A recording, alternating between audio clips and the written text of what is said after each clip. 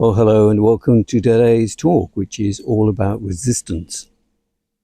And resistance to learning meditation, to perhaps your ongoing practice of meditation, and maybe to some degree your mindfulness practices and so on. The good thing to know is that resistance is a good thing. Why is resistance a good thing? Surely something which threatens you actually doing the practice of meditation or whatever could be viewed as something negative, something to be avoided and so on. Whereas in fact it plays directly into the main purpose of meditation, which is to get to know yourself. Now, resistance can arise in many different forms. It can be simply an unwillingness to continue practicing, or an unwillingness to stick to a specific schedule which you planned. Maybe you decide, oh, I don't feel like doing it today, or I'm too tired, or whatever, and you just don't bother. And before you know where you are, you've probably given up practicing altogether within a few weeks. Or it may be you've been practicing successfully for a year or two, but the insights have stopped coming. It's become very dry, almost boring, in fact. The good thing to know is that whatever stage of your meditation cycle you're in, whether you're just starting out or you've been doing it for some time, resistance is a good thing. Why? Again, because it's giving you insights into how you think, how you behave, and so on. How do you encounter this resistance? What do you do about it? Well, the resistance itself, just be curious about it, perhaps not necessarily in the meditation practice itself, maybe outside of it. You begin to query yourself, sit down, have a coffee, and ask yourself, where's this coming from?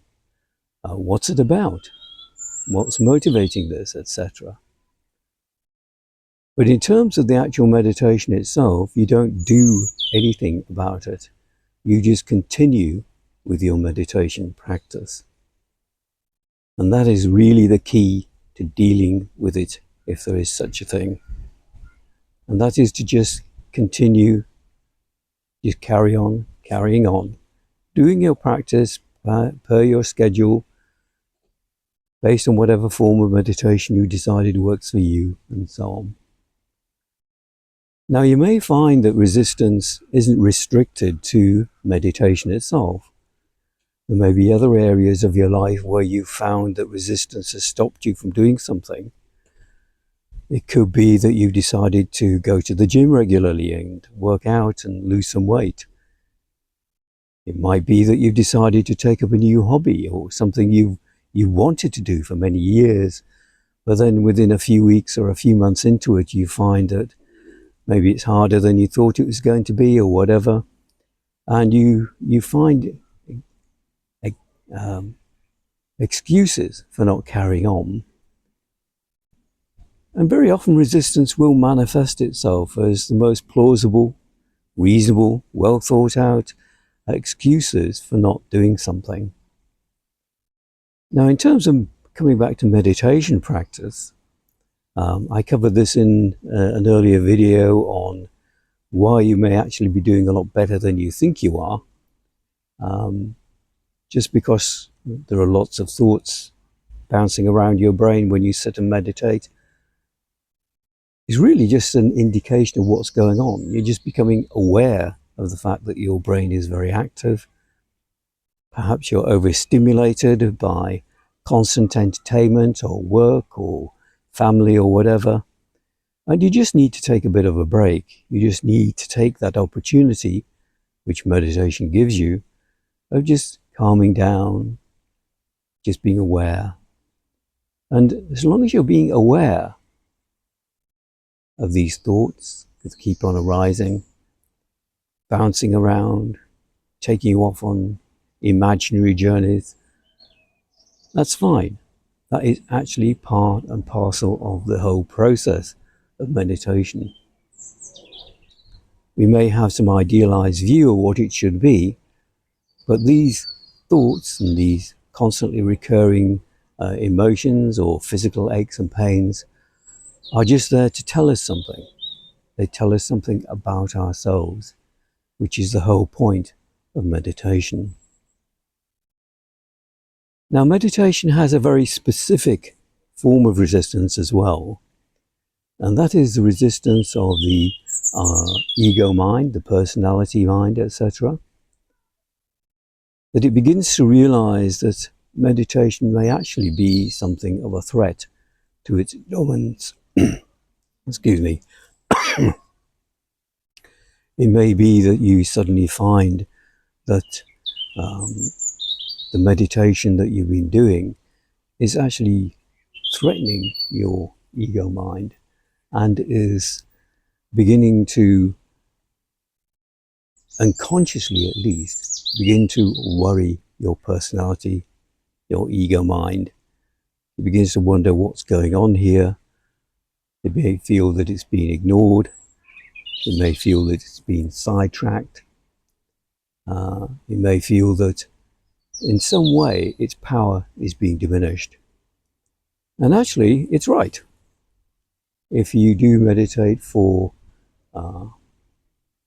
certain periods of time, maybe often for most people, many years, you will eventually reach one of the major goals of meditation. And that is to see through the illusion of our personalities, of our egos, to get a true insight into its limitations, into its impermanence, and into the fact that it's not at the end of the day the full story of who we are. And the meditation, as we practice it and we continue to practice it, begins to threaten that ego mind structure. It begins to sense that, hang on a minute, what's going on here? You know, you're functioning quite well, you're having insights from who knows where, you're beginning to get a greater sense of yourself, and your ego mind stroke personality is only a part of that story. So that can be a very specific form of resistance which the ego mind throws up. And it may, if it's allowed to continue and allowed to get away with it, stop you from meditating altogether. And it will find some absolutely perfectly plausible, reasonable excuse to not continue with it. But this goal, if you like, although I don't like talking about goals in meditation, but one of the, if you like, sub-goals of meditation is, as I say, to see our ego personality for what it is, to understand the benefits it has, that it allows us to function as humans in this world, that without it we'd find it very difficult to operate as a human being. But at the same time, it has severe limitations. It tends to define our worldview, our view of who and what we are, and restricts that view to a very narrow perception of reality. So that's a flavour of what's to come in meditation. The fact that you do get insights into the greater nature of our being and who and what we are. What I would suggest is that you begin to view the ego personality rather like a fountain of water. To use this very basic analogy, when you look at a fountain from a distance, a water fountain, it looks very solid, it looks very permanent. But the closer and closer you get to it, the more you explore it and observe it, the more you realize that actually it's very, very fluid, very dynamic, and there's nothing permanent about it at all. That if there's any interruption in the water supply, the thing breaks down altogether, or it may fragment, or it may distort, or whatever. And although it's not a perfect analogy, it's very close to exactly how our personality operates. It isn't a permanent thing. It isn't solid and there for all time. It's a construct. It's created out of our minds, out of our being. And as I said earlier, it's a way of helping us to function as human beings in this world. So it's not an entirely negative thing. It's not an entirely pointless thing at all. It's, in fact, one of the benefits I've found of realizing the limitations of our ego, personality, etc.,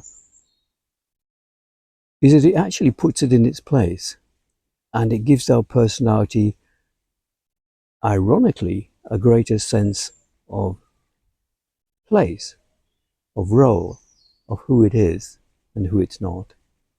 And that allows a great deal of anxiety to be lifted. It's not trying to do the whole job. It's not trying to be a substitute for who and what we truly are when we go into the depths of our being.